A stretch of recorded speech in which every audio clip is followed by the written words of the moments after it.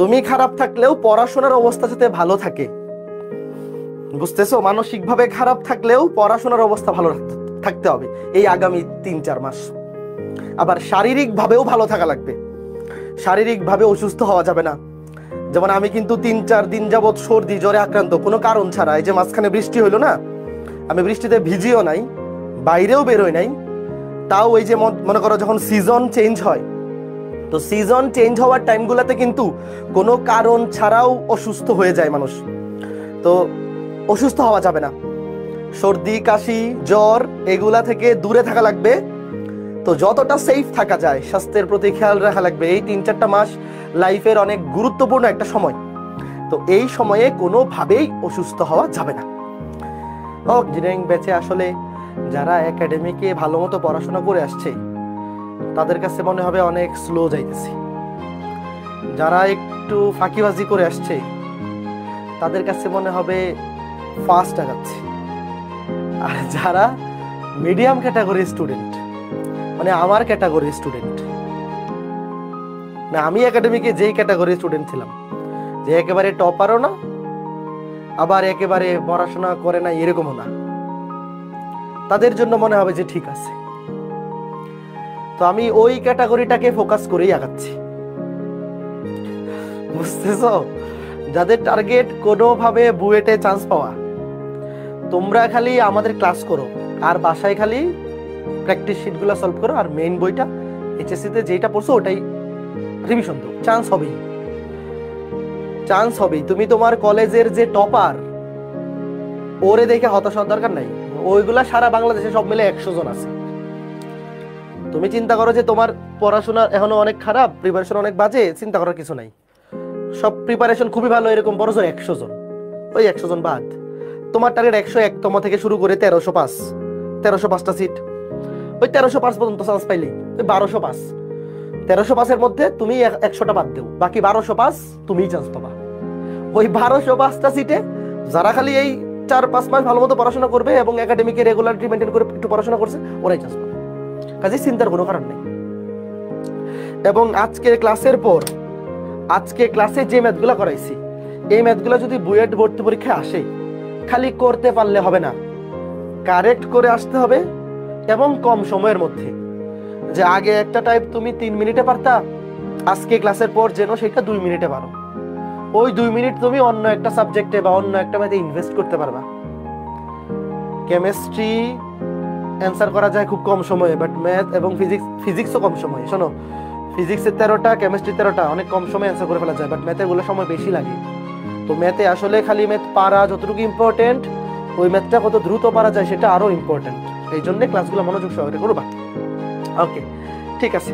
তো সবাই ভালো থাকো, সুস্থ থাকো। আজকে ক্লাসটা এই পর্যন্তই, আগামী ক্লাসে দেখা হবে। আগামী ক্লাস কবে? রবিবারে, ঠিক আছে?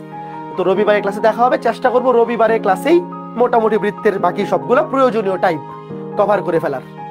তারপরে যদি কোনো টাইপ বাকি থাকে সেটা আলাদা একটা ছোট রেকর্ডের ক্লাসে হোক বা আলাদা একটা ক্লাসে আমি কভার করে দেবো। তো ঠিক আছে, সবাই ভালো থাকো, সুস্থ থাকো। আজকে ক্লাসটা এ পর্যন্তই, আগামী ক্লাসে দেখা হবে। টাটা। কম্পেক্ট ক্লাস লেট হচ্ছে কেন? শোনো, আমি অসুস্থ থাকায় কম্পেক্ট ক্লাসগুলো রেকর্ড করা হয়নি। তো বৃত্ত অধ্যায়ের কম্পেক্ট ক্লাস, মানে বৃত্ত অধ্যায় তোমরা যেহেতু লাইভ ক্লাস করতেছো, রেকর্ডের ক্লাস, তো কম্পেক্ট ক্লাস দুইটা তো একসাথে করার দরকার নেই। বৃত্তের কম্পেক্ট ক্লাসটা শনি রবিবারের মধ্যেই দিয়ে দেবো। বাট ফেজ 1-এ যেগুলো চলে গেছে, জটিল সংখ্যা সরলরেখা, তার মধ্যে চেষ্টা করবো জটিল সংখ্যাটা আগামী সপ্তাহের মধ্যেই দিয়ে দিতে। বুঝতে পারছো? আমি সামনের সপ্তাহের মধ্যেই আমার পার্টের যে অধ্যায়গুলো আছে সামনের সপ্তাহের মধ্যে কভার করে ফেলার চেষ্টা করবো। না, আমার অসুবিধা হয়ে গেছে, বিগত 4-5 দিন ধরে অসুস্থ থাকায় ক্লাস রেকর্ড করতে পারি নাই। অসুবিধা নাই, আমি সামনের সপ্তাহের মধ্যেই ব্যাকআপ দিয়ে ফেলবো তোমাদেরকে। হ্যাঁ, ঠিক আছে। লাইভ করলে কম্পেক্ট করা লাগবে? আরে না, লাইভ করলে কম্পেক্ট করা লাগবে। লাইভ ক্লাসে যা পড়াইতেছি কম্পেক্ট ক্লাসে তো তার 50 থেকে 60% খালি দেখাই দিব। লাইভ ক্লাস করলে কম্পেক্ট ক্লাসের ধারে কাছেও যাওয়ার দরকার নাই, বুঝতেছো? লাইভ ক্লাসের লেকচার শিট দেখে তুমি প্রশ্ন ব্যাংকের ম্যাথগুলো সলভ করবে। আমাদের প্র্যাকটিস শিটে কিন্তু প্রশ্ন ব্যাংকের ম্যাথ থাকে, এক্সট্রা প্র্যাকটিস প্রবলেম থাকে। মিনিমাম প্রশ্ন ব্যাংকের গুলো সলভ করবো মাস্ট। প্র্যাকটিস শিটের এক্সট্রা গুলা না করলেও সমস্যা নেই, বাট প্রশ্ন ব্যাংকেরটা মাস্ট। আর এইচএসসি তে যে বইটা ফলো করছো ওই বইয়ের সবগুলো টাইপ খালি রিভাইজ দিবা, হাতে লিখে করা লাগবে, খালি রিভাইজ দিলে হবে। হ্যাঁ, এসিএস এর বইয়ের ম্যাথ সলভ করার পরে কি প্রশ্ন ব্যাংক সলভ করা লাগবে? তুমি কি এসিএস এর বই দেখছো? এসিএস এর বই বা এসিএস এর প্র্যাকটিস শিট দেখছো? প্র্যাকটিস শিটেই তো প্রশ্ন ব্যাংকের সব ম্যাথ দেওয়া আছে, তা আলাদা করে আর প্রশ্ন ব্যাংক কেন সলভ করা লাগবে? আর এক্সট্রা প্র্যাকটিস প্রবলেমে অনেক বেশি কঠিন কিছু ম্যাথ আছে, ওগুলা দেখে হতাশ হওয়ার দরকার নাই, ওগুলা বাদ। লাইভ ক্লাসে সব, আচ্ছা কম্পেয়ার ক্লাস তাহলে দিচ্ছেন কেন? ওটা যারা একাডেমিকে খুব বেশি ভালো মতো পড়ে ফেলছে তাদের জন্য কম্পেয়ার ক্লাস। অনেকেই তো বলে যে ভাই এত বড় বড় লাইভ ক্লাস করতে পারবো না, তো তাদের জন্য কম্পেয়ার ক্লাস, যে একটা অর্থের ইম্পর্টেন্ট টাইপগুলা ওই কম্পেয়ার ক্লাসের মধ্যেই দেখাই দিব, আর যেগুলা একদমই একাডেমিক বেসিক টাইপ ওগুলা কম্পেয়ার ক্লাসে দেখাবো না, বুঝছো? ওকে, ঠিক আছে, তো সবাই ভালো থাকো, সুস্থ থাকো। আজকে ক্লাসটা এ পর্যন্তই, আগামী ক্লাস দেখা হবে।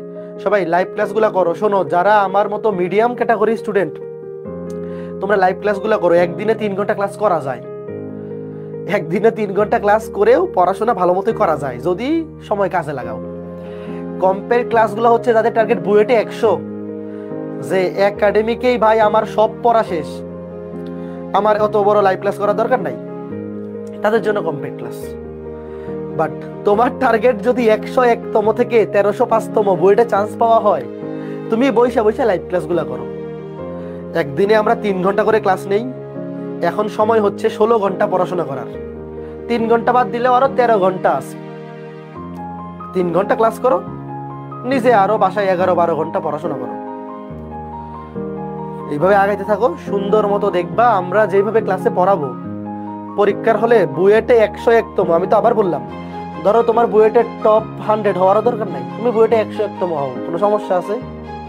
সিএসসি পাওয়ার জন্য 300 পর্যন্ত থাকলেই চলে, ট্রিপলি পাওয়ার জন্য 400 পর্যন্ত, মানে বুয়েটে 300 থেকে 400 পর্যন্ত র্যাঙ্ক থাকলে তুমি যে কোনো সাবজেক্ট পাবা। তোমার টপ 100, টপ 10, টপ 20 দরকার নাই তো।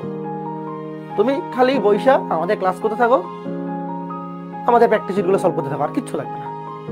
যাদের কাছে আমাদের বইগুলো আছে, তোমাদের প্র্যাকটিস সলভ করার দরকার নেই, ক্লাস করো আর আমাদের বইগুলো সলভ করো, আর কিচ্ছু লাগবে না। এগুলা করলে মেইন বইও পড়া লাগবে না, বাট মেইন বইটা তুমি যেহেতু এইচএসসি লাইফে পড়াশোনা করছো, ওটা তো তোমার পরিচিত জিনিস, খালি উল্টায় গেলা সবগুলো টাইপ, বুঝছো? ঠিক আছে, সবাই ভালো থাকো, সুস্থ থাকো,